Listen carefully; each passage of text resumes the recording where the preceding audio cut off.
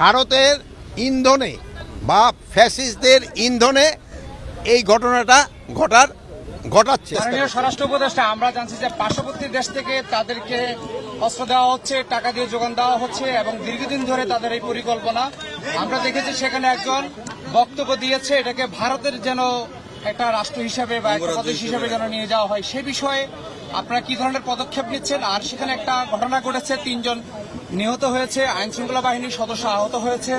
এই বিষয়ে আপনাদের পরিকল্পনাটাকে একটু বলুন। যে উৎসবটা যেন ভালোভাবে এবং ধর্মীয় উদ্দীপনার সাথে এবং উৎসব মুখরভাবে হইতে না পারে, এই জন্য একটা মহল কিন্তু চেষ্টা করতেছে।